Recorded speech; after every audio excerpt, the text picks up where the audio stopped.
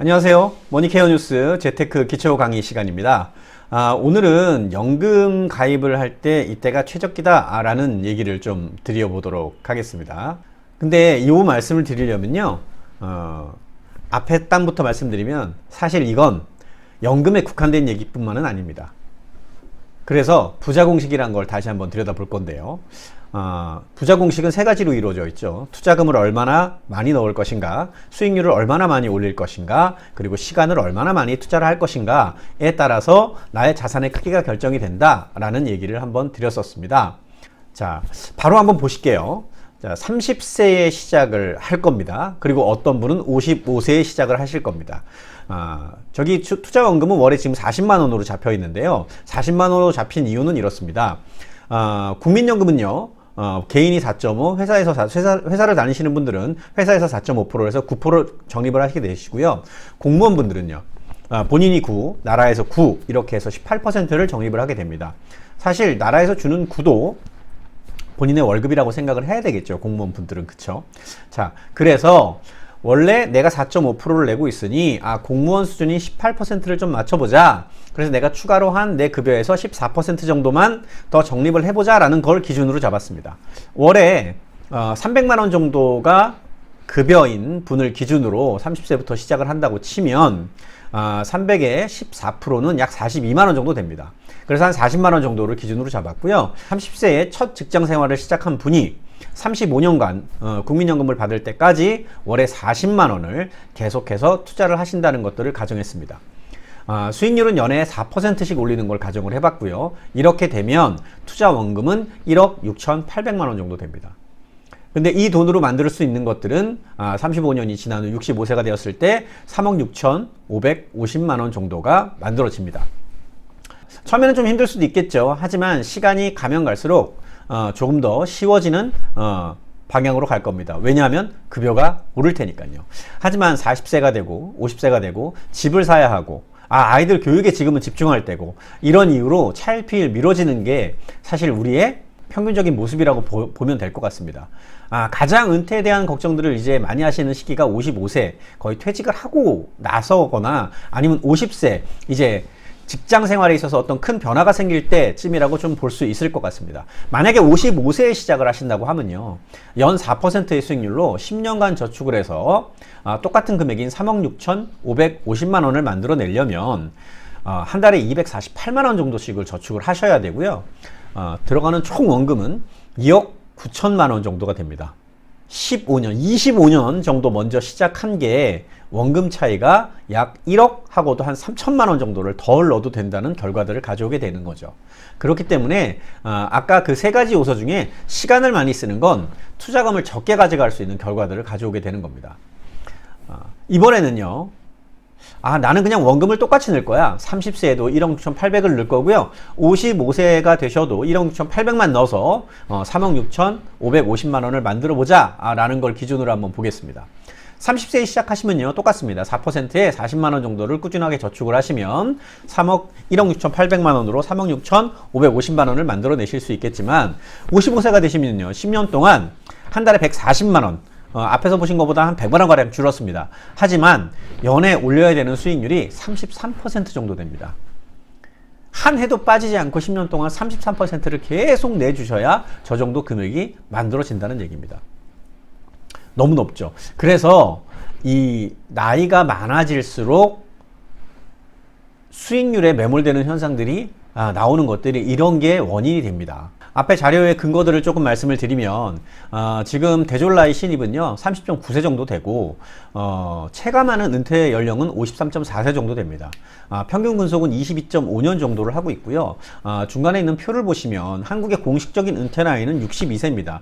하지만 실질 은퇴 나이가 72.3세라고 되어 있는데 저 10년간은 그럼 뭐 하는 시기냐? 네, 퇴직은 전 직장에서 퇴직을 했지만 이 기간 동안에는 거의 생계비를 보조하는 수단의 어떤 일들을 하시는 기간이다 라고 보시면 될 것 같습니다. 이유는 딱 하나죠. 충분한 은퇴 준비가 되지 않았기 때문에 저 기간에도 내 어떤 취미나 나의 만족을 위한 일보다는 생계를 위한 일들을 하셔야 되는 기간이라고 보시면 될 것 같습니다. 자, 위에 그 노란 선, 빨간 선, 파란 선이 이렇게 있는데요. 빨간 선은 일을 할 수 있는 나이고요.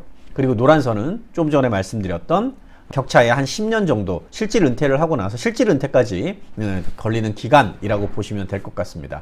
그리고 나머지 파란색 기간이 우리가 보내야 되는 은퇴 시기, 소득 없이 보내야 되는 은퇴 시기라고 보면 됩니다. 그러면 진짜로 평균 근속 22.5년을 해서 46년 정도를 먹고 살아야 됩니다. 이게 우리가 재테크를 해야 되는 이유라고 보시면 될 것 같습니다. 그리고 빨간 선에서 자산을 늘려놔야지 노란 선에서 자산을 늘리기는 사실 굉장히 어렵습니다. 그리고 빨간 선에서 자산을 불려본 경험치를 가지고 계신 분이 이 노란 선 안에서도 자산을 잘 관리할 수 있다는 것들을 말씀드리겠습니다. 그리고 평균 수명에 관련된 얘기를 잠깐 들어가면요. 보험개발원이라는 곳에서 경험생명표라는 걸 만들어냅니다. 보면 이 경험생명표라는 건 각종 보험사들에서 보험료를 산정하는 기준이 됩니다. 이게 4년이나 5년 단위로 한 번씩 변경이 되는데요.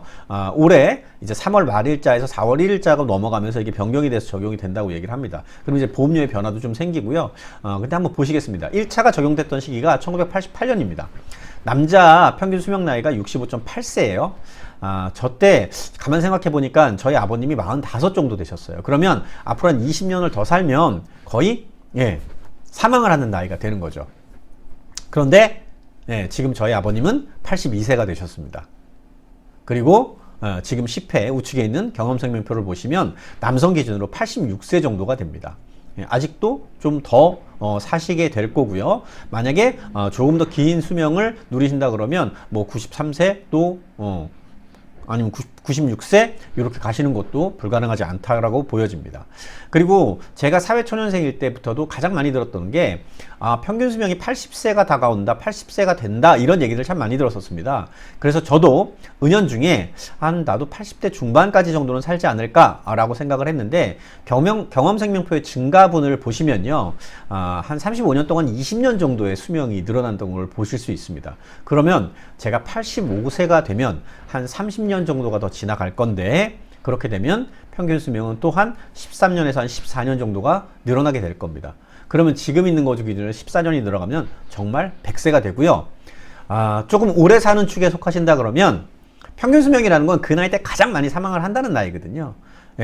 100세에 가장 많이 죽게 되는 나이가 될 거고 그렇게 되면 한 오래 사시는 분들은 110세 정도까지도 살 수 있는 시대가 오지 않을까라는 것들을 통계에서 좀 확인해 볼 수가 있습니다. 기준 설정은 저번에 보여드렸던 거기 때문에 좀 빠르게 훑고 지나가고 보겠습니다. 은퇴 전에 소득이 한 500만 원 정도 있으셨던 분이 은퇴 후에 내가 소득이 한 350만 원 정도 필요하다 라는 기준으로 원금을 훼손하면서 내가 쓰겠다라고 하면 그냥 집안에다가 아무 수익률 없이 쌓아놓은 걸로 14억 7천만 원 정도가 있으면 된다고 말씀을 좀 드렸고요.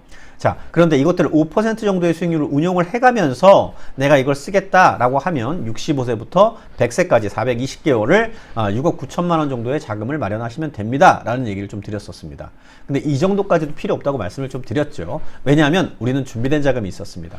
보시는 바와 같이 국민연금의 소득 대체율이 한 26%, 그리고 퇴직연금이 12%, 개인연금이 한 9% 정도를 차지하고 있습니다. 개인에 따라 차이가 좀 있을 수는 있겠지만 나머지 주택연금을 53%를 채우면 은퇴 소득의 350만 원 정도를 만들어낼 수 있겠구나.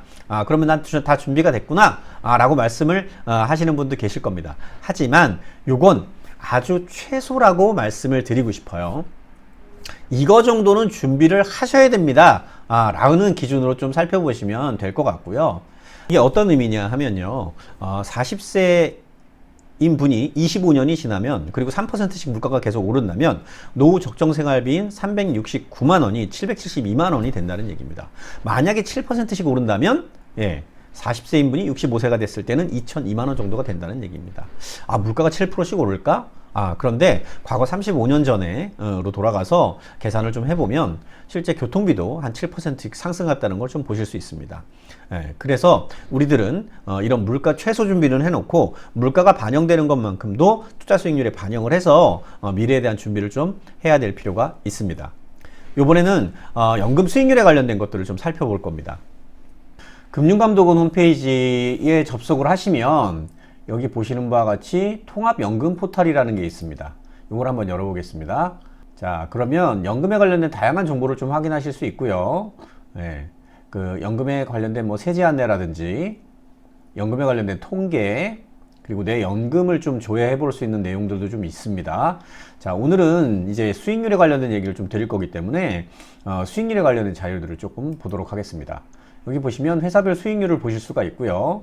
은행 거부터 한 번씩 살펴보도록 하겠습니다.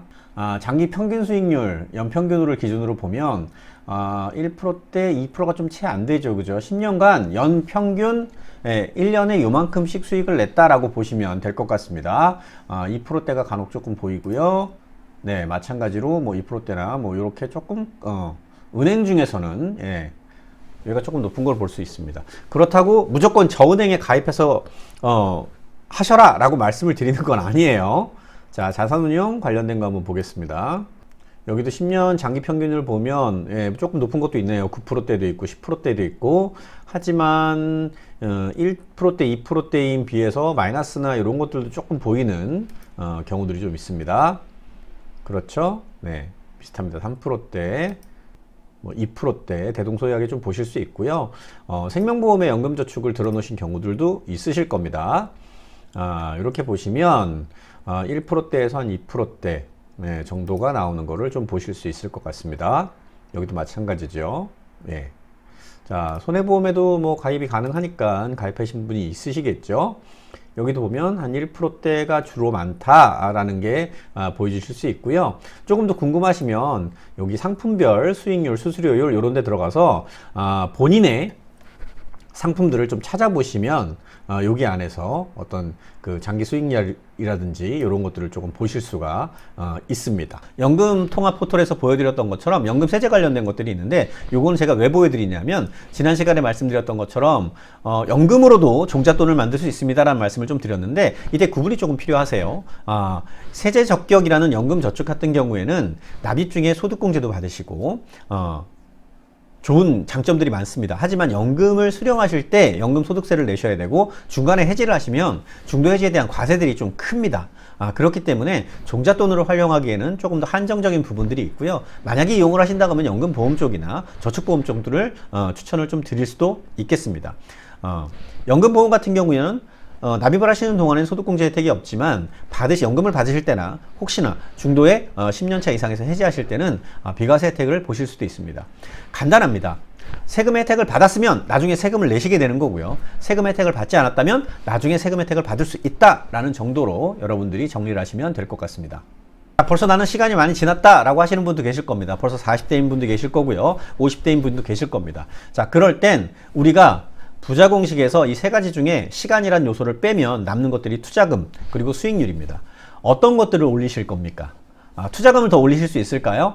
지금보다 한 달에 100만 원을 더 저축할 수 있을까요? 갑자기 고정적인 소득원이 나오지 않는 이상 사실 어렵습니다. 소비를 줄여서 저축을 더하는 것들은 좀 한계치들이 있습니다. 그래서 수익률을 체크를 해볼 필요가 있고요. 수익률들을 올리는 것들을 작업을 좀 해주셔야 됩니다. 관련된 내용을 좀 보면요. 30세에 시작해서 35년 동안 저축을 하는데, 만약에 2%씩 계속 수익을 냈다라고 하면 1억 6,800만 원으로 2억 4천 정도를 만들어낼 수 있습니다. 하지만 만약에 8%씩 수익을 냈다라고 하면 40만 원에 1억 6,800만 원으로 거의 9억 원이 되는 자금을 만들어낼 수 있습니다. 2%와 6% 차이로 근 35년 뒤에 약 거의 7억에 가까운 돈이 차익이 벌어지는 것들을 좀 보실 수 있습니다. 그러면 8% 수익률은 어떻게 되는 것이냐? 그렇기 때문에 여러분들이 머니케어 뉴스 보고 계시는 거잖아요. 그렇죠? 이런 내용들은 다음 시간에 또 조금 더 말씀을 좀 드리고요. 이렇게 시세 차익이 많이 날 땐 과세에 관련된 여부들도 꼭 살펴보실 필요가 있습니다. 15.4%의 과세만 만약에 한다 하더라도 한 1억 이상의 세금들을 납부를 하셔야 되기 때문에 어떻게 포지셔닝 하는 게 중요한가 라는 것들도 체크해 보실 필요가 있습니다. 정리해 보겠습니다. 연금가입에 적기보다는 재테크에 적기는 바로 오늘입니다. 소액으로라도 바로 실천하실 수 있는 것들이 나중에 좋은 결과들을 가져오시게 될 거고요. 두 번째, 22년을 벌어서 46년을 살아야 됩니다. 이게 재테크를 꼭 해야 되는 이유다 라는 것들을 꼭 기억하셨으면 좋겠습니다. 그리고 적어도 최소한 공무원들께서 연금을 준비하시는 만큼 우리도 준비하자 라는 말씀을 기본으로 좀 드렸고요.